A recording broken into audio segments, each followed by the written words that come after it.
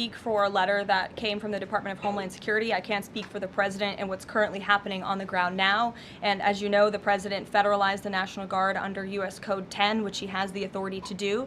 And our United States Marines and the National Guardsmen and women who are on the ground right now are helping to create a peaceful environment for ICE and Border Patrol, who were being, again, hailed with rocks, who were being violently and viciously attacked. They needed reinforcements, and so our United States Marines who are on the ground are providing those reinforcements to ensure the environment is peaceful so that these raids and deportations can continue. In an extraordinary display of executive resolve and constitutional controversy, the White House has ignited a national firestorm.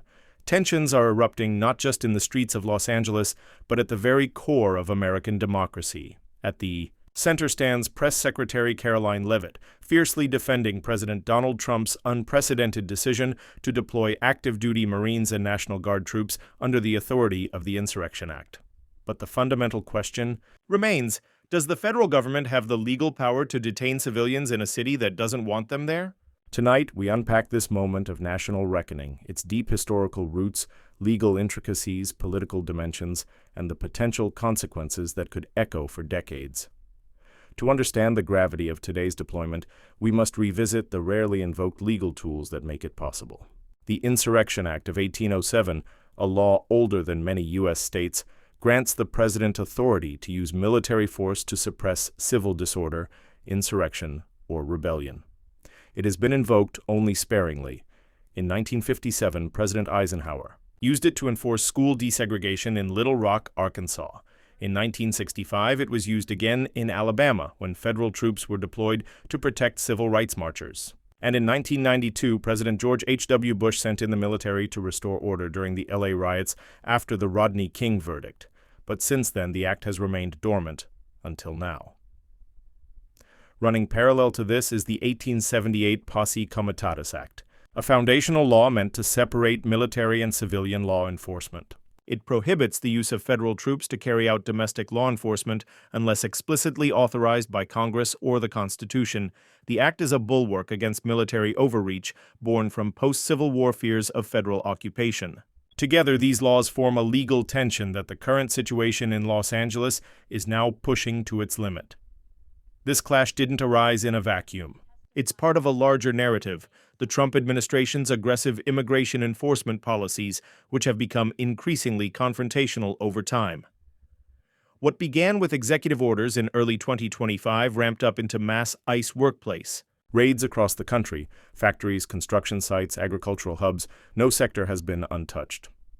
Under Trump's second-term push, ICE expanded its purview, often in defiance of local jurisdictions. Workplace raids tripled. The sanctuary city of Los Angeles became a lightning rod of resistance.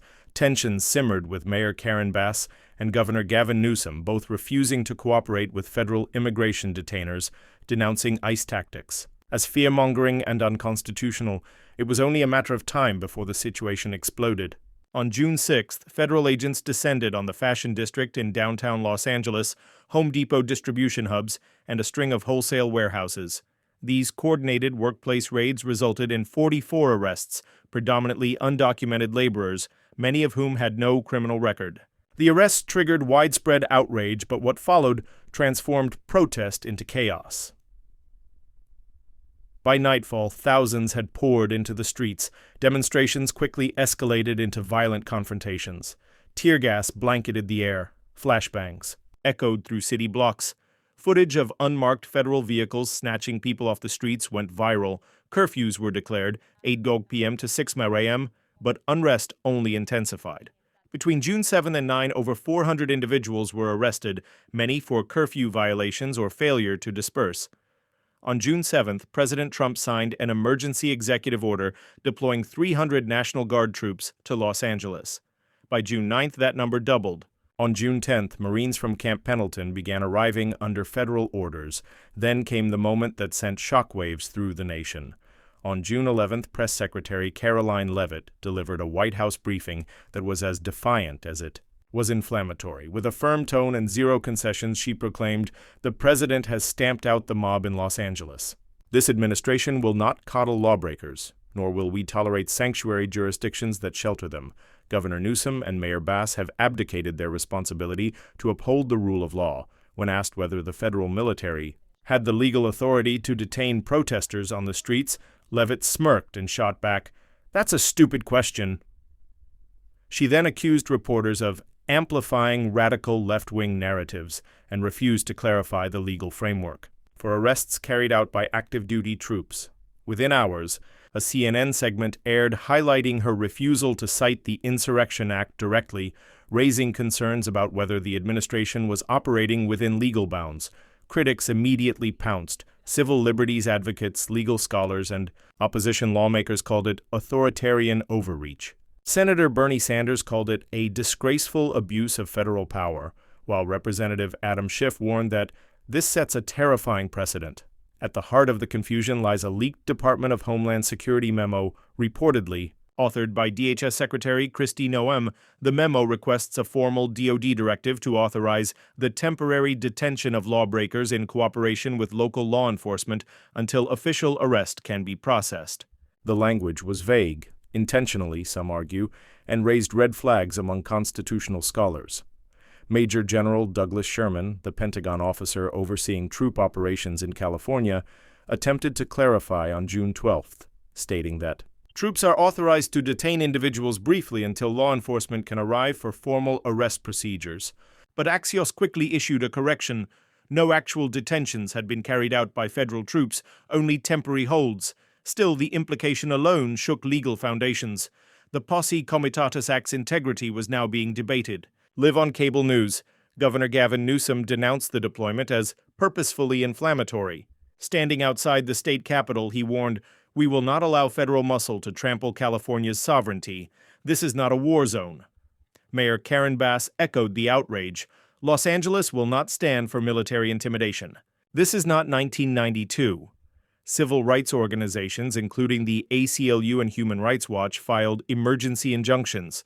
Lawsuits are now being prepared alleging unlawful detentions, civil rights violations, and abuse of executive authority. So, where does the law stand? The Insurrection Act does allow the president to deploy military forces without a governor's consent if domestic violence impedes the execution of federal law. However, it is deliberately vague. Legal scholars are divided. Some argue the situation in LA qualifies due to attacks on federal officers and facilities during the protests. Others argue it is a stretch, if not a total distortion, of the act's intent. The Posse Comitatus Act prohibits federal troops from engaging in law enforcement activities. The administration is arguing that detaining until arrest does not qualify as enforcement, but experts like Georgetown law professor Rosa Brooks call that semantic gymnastics. If federal troops are detaining citizens, even temporarily, it opens the door to constitutional challenges under the Fourth and Fifth Amendments.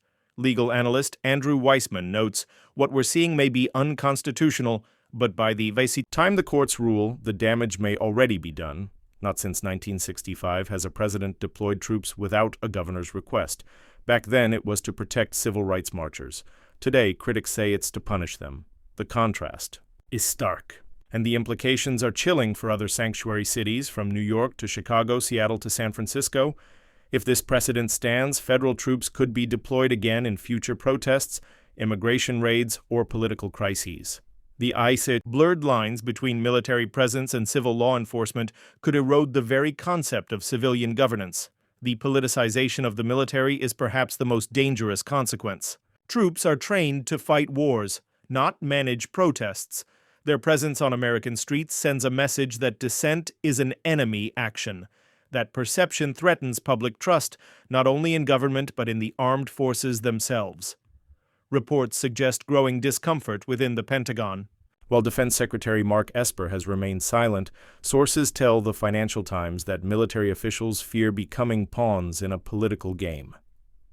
Viewed in context, this deployment fits into a broader pattern. The New Yorker and The Atlantic have chronicled Trump's increasing embrace of executive overreach, from targeting the press and gutting federal agencies to expanding surveillance and border operations. His supporters call it bold leadership. His critics call it authoritarianism. And now the battlefield is Los Angeles. As the courts prepare to weigh in on lawsuits surrounding the LA deployment, one thing is clear. We are witnessing a pivotal moment in American constitutional history. The decisions made in the next few weeks could redefine the balance of power between Washington and the states, between citizens and the military, and between protest and policing. Press Secretary Karoline Leavitt's June 11th defense of military. Detentions may go down as the flashpoint in this struggle, a line drawn in the sand between federal power and civil liberty. Whether it holds or collapses under legal scrutiny remains to be seen. But one thing is certain: the eyes of the nation are watching.